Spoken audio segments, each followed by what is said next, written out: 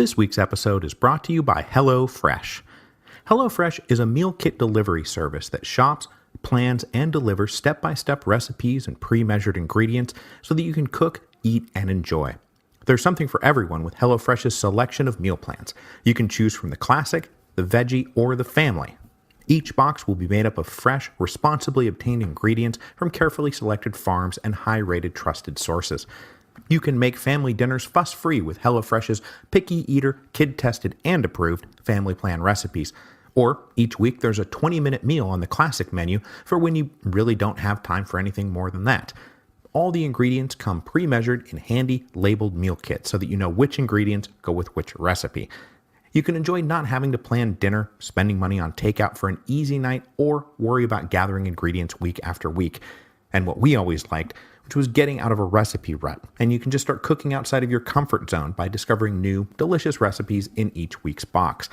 Now, of course, since we have moved, we have managed to move ourselves out of our food rut zone, but Mrs. Revolutions and I both agree that as charming as it is to shop every day for ingredients and come up with recipes and meal plans for every night of the week, we do kind of miss just not having to worry about that stuff.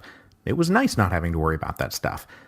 So right now on HelloFresh, there's a sweet honey chicken, there's pancetta mac and cheese, there's balsamic pork chops, and all of it will just be delivered right to your doorstep.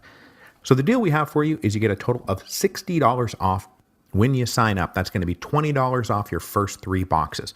All you have to do is visit hellofresh.com/revolutions60 and enter revolution60. The 60 is for the $60 off that you get. That again, hellofresh.com/revolution60 and enter the promo code revolutions60.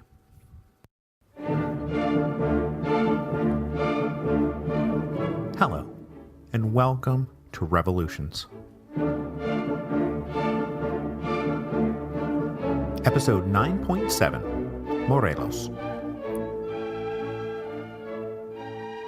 I will start today by continuing my promotional plugging because I just have to keep at it. The Storm Before the Storm comes out in paperback on October the 16th, 2018. It's a great gift for yourself. It's a great gift for everyone you know. I will be in Toronto on October the 15th at Ben McNally's, on October the 16th in New York City at The Strand, on October the 17th in Nashville at Parnassus Books, and then finally October the 18th in Atlanta at an event at the Carter Center hosted by Acapella Books. I also wanted to mention that a few of you have asked if there are any foreign language versions of the book available, and yes, there are. There's a Korean version, 2 Chinese versions, and 1 in Turkish. Now, foreign publishers are notoriously difficult to keep track of, and I honestly have no idea how to get any of those copies, but there is a Spanish language translation that just hit the shelves on September the 18th, and the good people at that publisher, Ariel, have been great about promoting it and getting in touch with me about how to promote it, and so it's actually out there. I've got a link up for the Spanish language version of The Storm Before the Storm. They are calling it Hacia la Tormenta, or just Into the Storm. It looks really cool, and if you've got any Spanish language friends or you want a Spanish language copy of the book, by all means, go get it. So last time, we got into the effects of the infamous Creelman interview on Mexican national politics. At Porfirio Díaz's explicit invitation, opposition parties started to form to challenge the existing regime. This opposition coalesced first around Bernardo Reyes, and then when Reyes meekly accepted political exile, they moved on to Francisco Madero. But by the end of last week's episode, we saw that Díaz had never meant a word of it. Elections were still too important to be left to the voters, and the presidential election of 1910 skidded into a pile of intimidation, harassment, fraud, and ultimately the mass arrest of opposition leaders, including Francisco Madero himself. Well, today what I want to do is increase our level of magnification and focus on the single state of Morelos, a state which was a microcosm of everything that we've been talking about really since episode 9.4. All the successes, failures, contradictions, and hypocrisies of the Porfiriato existed in concentrated form in the tiny state of Morelos. In fact, as we'll see later in today's episode, the Morelos governor's race of 1909 was in many ways a dress rehearsal for the presidential election of 1910. And the fact that Morelos was a concentrated microcosm of the Porfiriato put that little state on course to be one of the two great centers of the Mexican Revolution. The other was, of course, the northern periphery, which we'll get back to next time when Francisco Madero, native son of the northern periphery, goes into rebellion. Today, though, we are going to talk about Morelos and its most famous native son, Emiliano Zapata. Morelos is located in south-central Mexico, less than 100 kilometers from Mexico City. And the first thing I want to say here is that there were, on the eve of the Mexican Revolution, 27 states in Mexico, and Morelos was the 27th and last of these states to be created. It was carved out of the larger state of Mexico in 1869. Now, we'll get to that here in a second, but I just want to say that I'll be saying Morelos this and Morelos that for the next little bit, but I'm talking about the geographic region. Morelos, the state, doesn't exist until very late in the game. But even though Morelos, the state, was young, the region had deep historical roots. Archaeological signs of habitation date back to 6000 BC, with settled agricultural communities appearing around 1500 BC. Many of the indigenous villages in Morelos thus predated not just the Spanish conquest of the early 1500s, but the Aztec conquest of the early 1400s. But despite the fact that Morelos was located less than 100 kilometers to the south of Mexico City, the infamously difficult terrain of Mexico kept the region isolated. Morelos straddles two major mountain ranges, keeping a steep geological barrier to getting to and from the central plateau upon which Mexico City sits. Rising anywhere from 3,000 to 10,000 feet above sea level, Morelos is an almost even mix of steep mountainous terrain, flat valleys, and rough hill country in between. And while you will get alpine meadows up in the high country, almost 75% of Morelos is warm and humid and wet, mostly subtropical rainforest, which means that when the Spanish arrived, one of the first things they noticed was how great the region would be for growing sugarcane. Now, the arrival of the Spanish was a demographic catastrophe for the indigenous inhabitants of Morelos, as it was for the rest of the Americas, and it took centuries to rebuild the population. But on the eve of the Mexican Revolution, Morelos was one of the most densely populated rural areas in all of Mexico. Most of the agricultural produce of pre-Columbian Morelos was maize and cotton for local consumption, but the Spanish looked around and said, aha, we can grow sugar here. And so sugar became the crop most immediately identified with the region. But though this of course led to the creation of large sugar haciendas, during the colonial period there was a pretty stable equilibrium between those large estates and the free indigenous villages who owned and farmed their own communal lands. This local population provided a flexible workforce for the haciendas while meeting most of their own basic survival needs through their own work on their own lands. By the end of the colonial era, all of them, in fact, had written promises, titles, and deeds drawn up by various viceregal officials over the years, guaranteeing the villages their collective possession of this orchard or that field, claims which were, get this, even upheld in Spanish courts.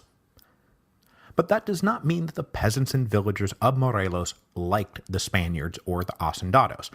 When Father Hidalgo let forth the cry of Dolores, men and women in Morelos enthusiastically joined the call to arms. So much so, remember, that after Hidalgo and the other original leaders from the Bajío were executed in 1811, the main theater of the Wars of Independence moved to south-central Mexico, and Morelos was at the center of all that, where the terrain and the character of the population led to guerrilla armies operating successfully against the viceregal forces for years, and those armies were now under the direction of the man who would later give his name to this little state, José María Morelos, who we talked all about in episode 9.2.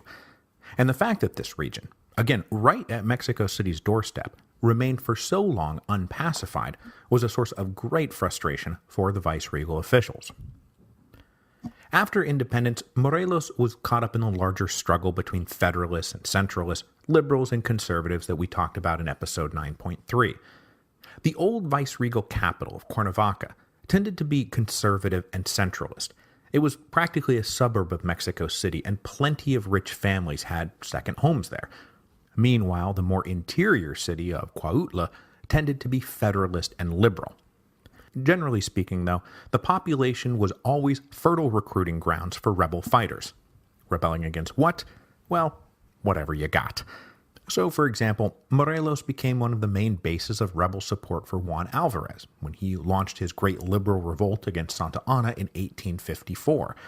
When this temporary triumph of the liberals gave way to the War of Reform, the region was divided between the conservatives who held Cuernavaca and liberals who held Cuautla, and bloody, destructive chaos reigned in between. This dynamic continued as the Reform War gave way to the Patriotic War against the French, with Cuernavaca again being the main base of conservative imperialist support. In fact, after Maximilian arrived, he took a second home in Cuernavaca, which led to great improvements to the roads linking Mexico City to the region, as well as the first telegraph lines being installed. When the French were expelled and Maximilian was executed, the triumphant President Benito Juarez decided to peel off this still mostly isolated chunk of the state of Mexico and create a new state in 1869. So what had once been a large sub-province of Mexico became the second smallest state in Mexico, checking in at just 5,000 square kilometers. Juarez named the new state Morelos after the great hero of the Wars of Independence.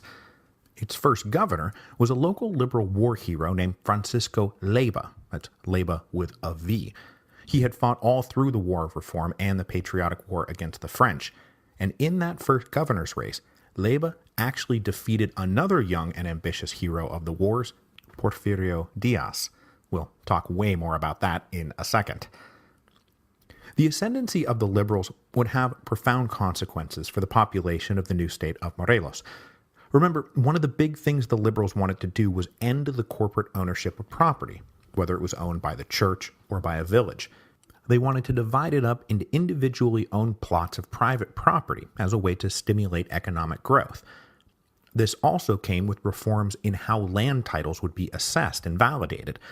The move to modernize and rationalize the real estate laws led many ancient village grants, drafted sometimes hundreds of years ago by some random vice-regal official, to be increasingly ignored by the courts.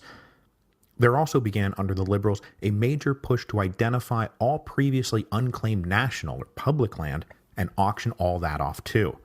The villages of Morelos would bear the brunt of these efforts particularly hard.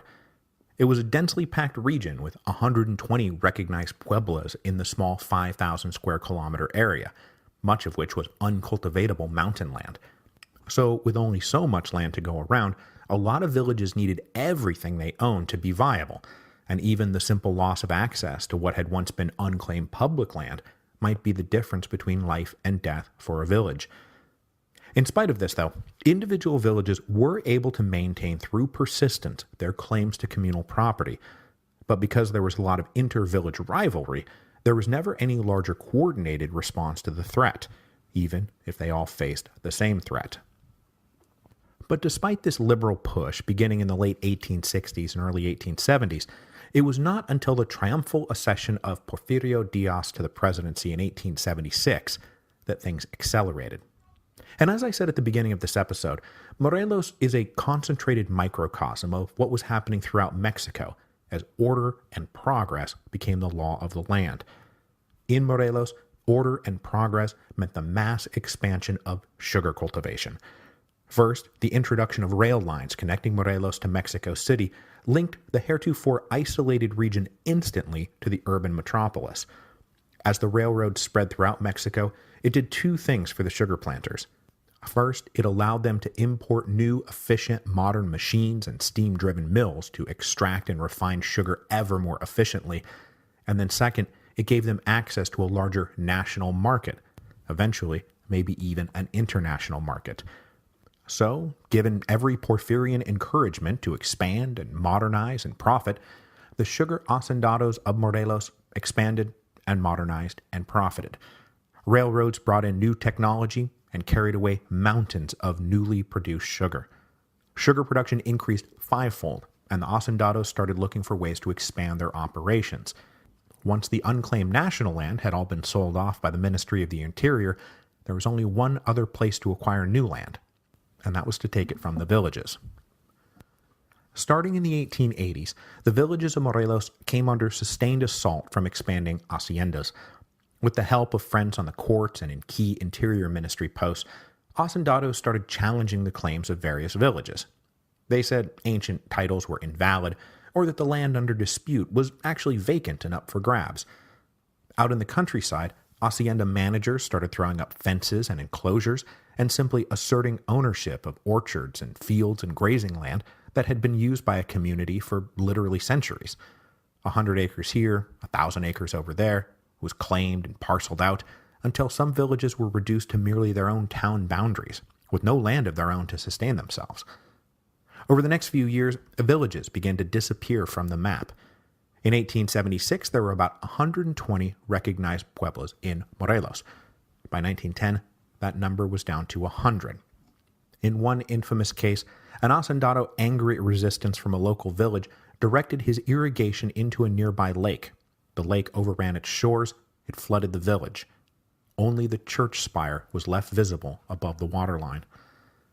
The ancient populations were thus broken into dislocated relocation. Most of them were forced to take jobs as resident wage workers on the very hacienda that had just enveloped their village. Now, the village leaders and councils fought all this in court all the time, but they were rebuffed, they were ignored. Their titles were declared too ancient to be valid and recognized. By 1908, the 36 largest haciendas, owned by just 17 families, covered fully 25% of the total land in Morelos, and by all accounts, had 100% of the good land. An illustrative anecdote of how this process played out concerns a village that bordered one of the haciendas owned by the rich and powerful Escandon family. The Escandon family were old Mexico City conservatives, and it's a wonder they were even still around because the family in fact shows up in the ranks of the imperial administration of Maximilian, rather than the patriotic rebel armies that were trying to expel him. In 1903, Pablo Escandon ordered a manager to enclose about 3,500 acres of disputed land that had been used by the villagers for grazing.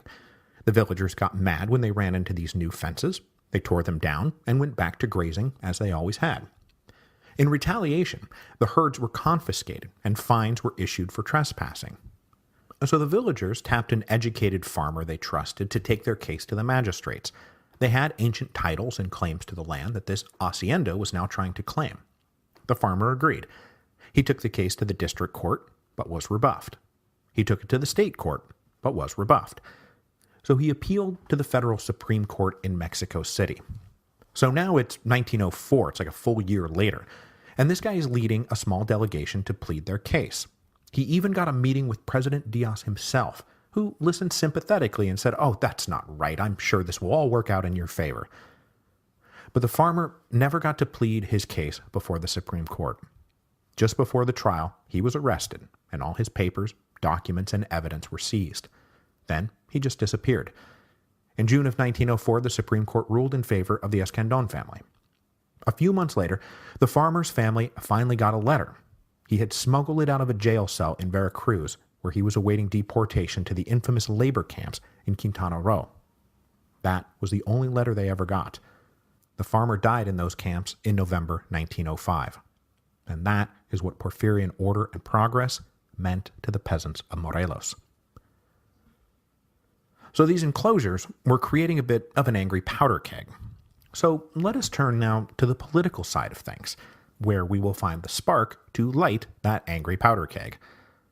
We saw last week how a host of socio-economic grievances were unleashed by a political crisis, mostly revolving around the issue of the presidential succession. Well, here in Morelos, again a microcosm of Mexico, the same thing was happening on a smaller scale. A political succession crisis over the winter of 1908 and 1909 was going to open up the first crack of what ultimately became a violent social revolution. The succession crisis was kicked off by the death of the long-serving governor Manuel Alarcón, who had been in office since 1894 and who had just been re-elected for the fourth time. In mid-December 1908, the governor unexpectedly died, and so a new governor had to be found. About a week after the death of the old governor, Diaz met with the prominent hacendado families of Morelos to work out who the next governor should be. And despite a half-dozen names that would have been perfectly fine, the planters decided to insist upon elevating Pablo Escandon, the guy who I just mentioned kickstarting that horrible story about the farmer getting sent off to the labor camps. Escandon was at that point serving as the president's chief of staff. He was one of the heirs of the great Escandon estates. He had been educated at Stonyhurst in England, and when he returned to Mexico in the 1880s, he spent all of his time palling around with his buddies in the elite circles of Mexico City. Pablo joined the army as an officer, but that was mostly just for the social benefits. He wasn't actually like a soldier. Diaz brought Escandon onto his staff, but politics was not really his thing. He was a glorified social secretary, and Escandon excelled at organizing state events and parties. But he was not much interested in the hard work and cut and thrust of real politics. So when the Morelos planters approached him about running for governor, he tried to say no. Though his family was one of the largest landowners in Morelos, he himself had practically never been there, and by his own admission, knew nothing about the state. Being governor not only meant having to do real work, it also meant he would actually have to live there, which kind of turned his stomach. Indeed, it has been observed that even though Escandon and his social circle were all native Mexicans, they had a very colonialist outlook on everything outside of Mexico City. Escandon basically self-identified as a civilized European, while everyone out there was a sandal-wearing, hut-dwelling native savage. Still clinging to the old caste system mentality, Escandon was pretty much a straight-up racist. But the planters insisted on elevating him, because they knew he was one of them, and that he would not get in their way. That was supposed to be the end of it. The powerful Hacendado families had spoken. Escandon would be elected in a democratic charade scheduled for February 1909, and that would be that. Except that was not that. As was the case all over Mexico, the triumph of the Porfiriato had only obscured the existence of a political opposition. It had not eliminated it. In Morelos, there were families, some of them quite rich and influential, who had accepted the negotiated détente offered by Diaz as he built up his stable, quasi-feudal authoritarian system back in the 1880s. These were the families who had agreed to mostly stay out of politics, as long as Diaz did not try to micromanage their affairs. In Morelos, we are talking about the Leyva clan. The old patriarch of that clan was Francisco Leyva, whose name I just dropped a couple of minutes ago. Now 73 years old, he was an old liberal veteran of the Reform War and the war against the French. But Leyva had been a partisan of the Benito Juarez and Miguel Lerdo faction of the liberals, against whom Porfirio Diaz had launched his rebellious challenges in the early 1870s. Leyva's brother, in fact, had been killed fighting rebels during Diaz's abortive Noria rebellion in 1872. So there was no love lost between these two. And when Diaz came to power in 1876, Leyva was forced out of power. But though Leyva was kept out of the State House, Diaz looked the other way when families in the state continued to take their cues from the Leyva family. This détente between Leyva and Diaz lasted all the way to the end of 1908, when the old long-dormant opposition in Morelos came to Leyva, then living in Mexico City, and asked him to run for governor. Leyva, in something of a subtle dig at Diaz, said he was too old to run, but he gave his blessing for his son Patricio to challenge Escandon. Just to make sure this was all cool, though, Leyva scheduled a meeting with Diaz about a week after the president met with the planters. Leyva asked Diaz directly what he thought of his son running, and Diaz said, "Oh yes, sounds great. Don't you know, I'm all about democracy now." So, on January the 7th, a little convention got together of village leaders along with some middle-class types, teachers and merchants and storekeepers, and they nominated Patricio Leyva for governor. The primary was scheduled for February the 7th, 1909, and then a second vote of the electors was scheduled for February 21st. Both of these votes were supposed to be mere formalities. There had been other state and local elections in 1908, since the Creelman interview had happened, and those had gone smoothly for the regime. But that was just because it had taken a little while for opposition types to really stick their necks out. By 1909, the coast really did look clear. Diaz kept saying all the right things. So, here we go, let's challenge the election. And one of the things that made the Morelos election different is something we talked about last week, the formation of that Reyista-leaning Democratic Party right now at this very moment in January 1909. Having just come together, the Morelos election was the first opportunity for these guys to go get in on some action, and various agents were sent into the state to work the election. That election turned out to be a preview of the presidential election that would proceed the following year. At first, there was a lot of surprising popular support for Leyva. Meetings and rallies had a lot of energy and passion that made the local jefes politicos very nervous. So the supporters of Escandón tried to bolster his popular image by having him parrot some liberal reformist talking points that were actually written by a Reista member of the Democratic Party. But nobody was really buying it, and Escandón wasn't exactly selling it. Things came to a dramatic head on February the 1st. With about a week left in the election, a trainload of pro-Escandón speakers came through Cuautla. When they got off the train to make their speeches, they were heckled by the crowd. So the speakers got mad and they yelled back at the crowd.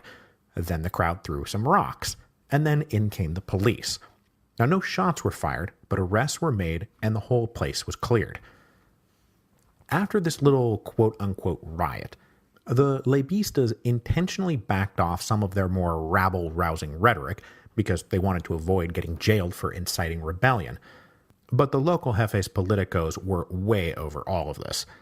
When Election Day came on February the 7th, they broke out every trick in the book. Police were out intimidating voters and controlling access to the polls. Voting locations and times were changed at the last minute. Ballots, pre-filled out for Escandón, were distributed widely. And then, of course, the cherry on top was right before the election they went out and arrested or drove into hiding any prominent Leybista they could find. So in this tightly controlled atmosphere, the quote-unquote opposition Diaz had personally welcomed was swamped by fraud and violence. And so Escandón won the governor's race in a rigged blowout. He was sworn in as governor on March the 15th, 1909. By all accounts, Escandón was a terrible governor. For one thing, he never wanted the job, and certainly did not want to actually live in Morelos. He wanted his country club in Mexico City, and he constantly requested permission to leave the state on a variety of pretexts. So the land of absentee landlords now had an absentee governor. This allowed the local jefes politicos to just kind of do whatever they wanted, and what a lot of them wanted to do was go out and get vengeance on those who had defied them during the election. So they targeted families and villages who were strong Leybistas. And then, even when he was in Cuernavaca, Escandón was just a cipher for the Hacendados. He put through legislation in June 1909 aimed at artificially depressing real estate values so that the planters could pay lower taxes. But this shifted the burden mostly to those few middle-class town types, the merchants and the lawyers and the shopkeepers. It engendered a lot of resentment. Then, near the end of 1909, Escandón demanded changes to the state constitution which would allow for even more executive control and authority, basically erasing whatever thin checks the state legislature still had on the governor. The entire administration and bureaucracy of the state was then converted into being a relentlessly and uniformly supportive machine for the Hacendados. They opposed the villagers at every front. Now, Escandón's predecessor had at least occasionally ruled for the villagers or reined in flagrant abuses of power. But that was all over now. And the thing is, had it not been for the aggressive greed of the Hacendados, they might have avoided the revolution, because they were helping provoke it right now. Faced with total envelopment and the complete destruction of the free villages and their ancient way of life, the people of Morelos were well primed for a revolt. What did they have to lose? All they needed was a spark and a leader. And who would that leader be? Why, Emiliano Zapata, of course. Emiliano Zapata was born on August the 8th, 1879, in the village of, I think this is my 12th take, Ananaquilco. Close enough.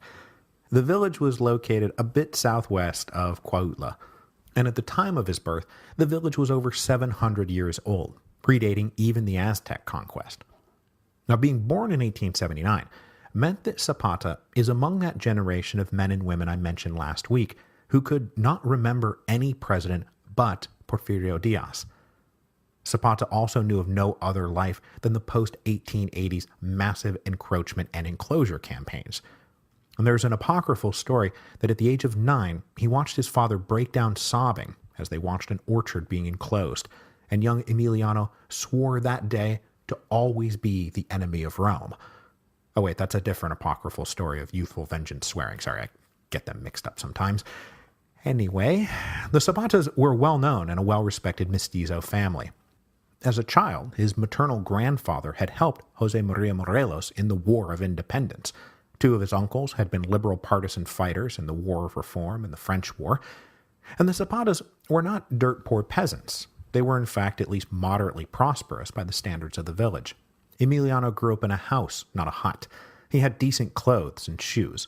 He got a rudimentary education. He was illiterate and he could do math. And though of course he worked for a living, neither he nor his brothers and sisters were ever mere wage laborers. His parents died less than a year apart when Emiliano was still in his late teens. So he inherited a bit of property and took it over with an entrepreneurial spirit. He worked some land as a tenant farmer, growing at one point watermelons at a decent profit. He also bought a team of mules that he ran during the off-season, carting corn from farm to town and bricks from town to hacienda. He got to be well known and trusted even though he was still in his early 20s. But Zapata really made his local reputation with horses. He was a natural rider. He was gifted and fearless. He competed in races and rodeos and bullfights. And his preternatural understanding of horses made him one of the most sought-after trainers in Morelos. He was much in demand on the haciendas in the area. So by the time he was in his mid-20s, Zapata had some money coming in, and his prospects looked pretty good. And he did too. The image that a lot of people have of Zapata is him as this ascetic peasant warrior. He ate bread and drank water, bare feet and a pure heart. But that was not Emiliano Zapata at all. He was actually quite a snappy dresser. It was one of the few things he used his disposable income on. He had spit-polished boots, sharp, creased pants, good quality shirts. He loved silver buckles and spurs and ornamented saddles. And of course he paid particular care and attention to his illustrious mustache, which he took enormous pride in. And Zapata's glorious mustache is definitely one of history's most famous mustaches. But all that said, in his biography of Zapata and the Zapatistas, John Womack makes the point that though Zapata was this fancy pants dandy, he literally had fancy pants, there was never an air of condescension or superiority about him. Nobody ever called him Don Emiliano. The people of Morelos looked at Zapata and said, he is one of us. And despite his fancy clothes, he really was. Part of this affection and trust comes from him taking an early interest in village politics. At the time, village politics meant defending the village's claims against the encroaching haciendas. As early as 1906, he was sitting in on delegations as a junior member to learn the ropes and get used to what being a village leader was like. He spent the next 3 years sitting on these meetings, making the rounds to district, state, and national officials. He conferred with other tribal leaders about their shared grievances. And when the election of 1909 came round and was unexpectedly contested, Zapata naturally threw his lot in with Leyva, and so he spent even more time traveling around, meeting people, and then back home receiving visitors. He got to know allies in the opposition, and they got to know him. But after the election, the village council of, let's see if I can do this, Ananaquilco, could see how much tougher the fight was going to be now that Escandon had been elected. And in September of 1909, they announced that they were going to step down and give way to the next generation. In the brief subsequent discussion and vote, Emiliano Zapata, just a few days past his 30th birthday, was elected president of the village council. He was entrusted most of all with the collection of ancient documents that spelled out the village's claims and rights, which he would keep as his sacred labor for the rest of his life. All through the revolution, Zapata took enormous care to ensure the safety of these precious village documents. For the next few months, he carried on with the standard game of petitions and meetings and demanding legal redress of their grievances. And Zapata proved troublesome enough that he was hit with one of the standard Porfirian tactics used to punish opposition. He was drafted into the army. But Zapata only served a brief stint in the cavalry in early 1910 before somehow managing to secure a discharge, very possibly through some well-placed bribes.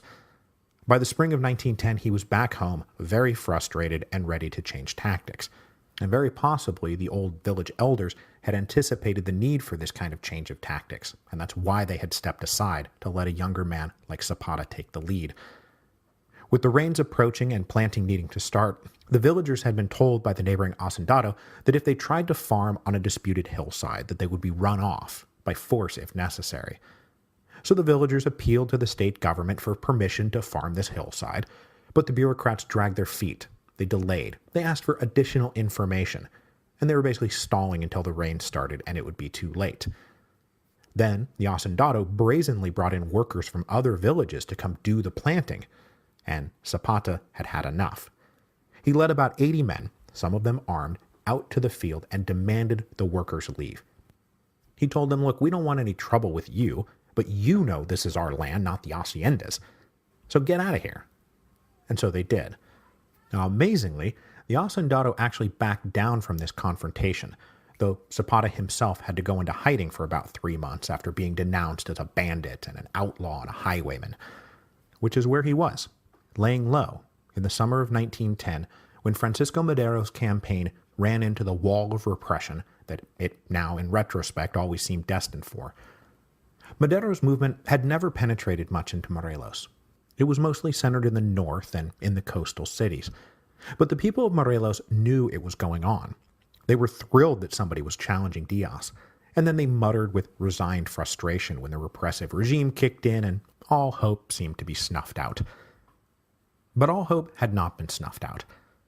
And next time, we will pick back up with Madero, as he decided the time had finally come to give Diaz some of his own, probably very old and expired, medicine. But I say next time because Revolutions will be taking next week off. Until then, please mark your calendars for my tour dates in October, and then we will be back here in 2 weeks when the Mexican Revolution officially begins.